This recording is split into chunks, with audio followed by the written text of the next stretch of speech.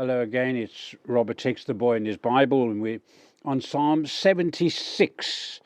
In Judah is God known, his name is great in Israel. Oh, how we long that God's name would be great in our nation.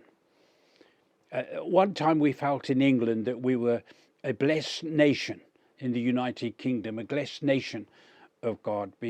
We had great missionary enterprises going all around the world.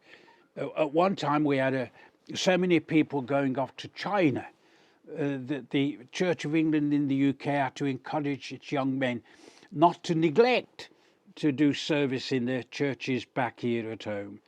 A great nation of enterprise and of missionary. We of course follow trade, where the strength of the United Kingdom went around the world with their trade. The missionaries would follow them.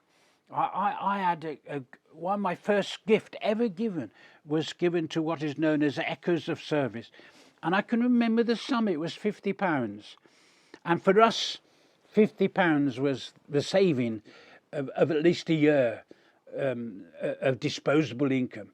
And my wife and I felt at a certain time that we should give it to Echoes of Service. So we didn't know who to give it to, so we sent it to Echoes of Service and said, please use it in your general funds. And with this lovely letter back, handwritten, saying not many people used to think of their general funds. Quite often the money was earmarked for an individual. It was from Echoes of Service that I nearly became a missionary with a man called Jim Curry, who was working in Japan, and he wanted me to go to South Korea. Now, I can assure you I'd have been hopeless. I can't even speak English properly. I'm dyslexic. I'm having great difficulties. Those of you who understand people who are dyslexic would have picked that up already by now, of course. And I do have problems with words, both pronouncing words and spelling of words. Still a great source of inconvenience to me. Well, we want to be known, God known in England and the United Kingdom. And you would have it if you're in America or Australia or in Canada or in Africa or wherever you are. You want God to be known, and you would love him to be known more in your nation as a nation. This is one of those prayers that he wants them to know. However, he concludes the psalm, and I want us to take this verse serious for today. He concludes the psalm, surely the wrath of men shall praise God. It will always be stronger than the wrath of men. Then he says this is the verse for today. He shall cut off the spirit of princes.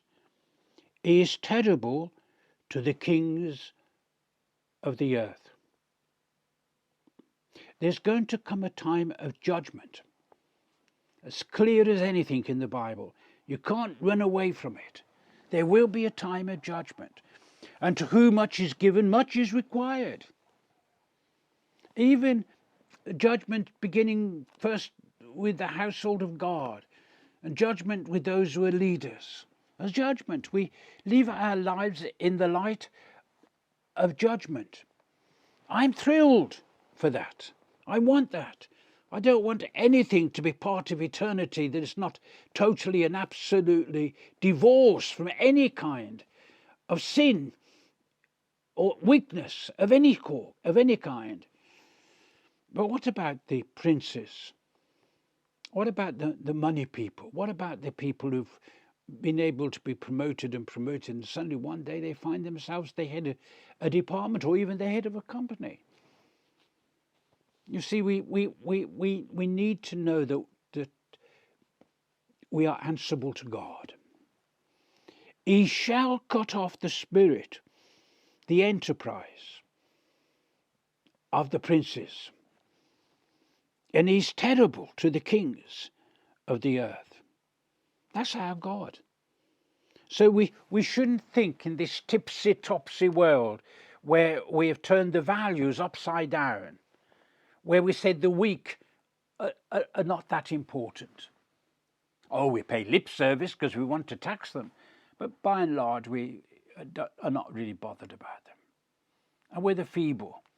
And we're the people who are disadvantaged. We're the people who haven't had the education. We're the people who don't seem to be up and go in terms of their lives. And you are the people who are mighty and strong, and they are deciders. Well, listen to the verse and take that with you today. Let it ring true in your ear. He shall cut off the spirit of princes. He is terrible to the kings of the earth. You see, as you read the Psalms, you can get these unusual verses, and they can make you think. They are a thought for today. Thank you.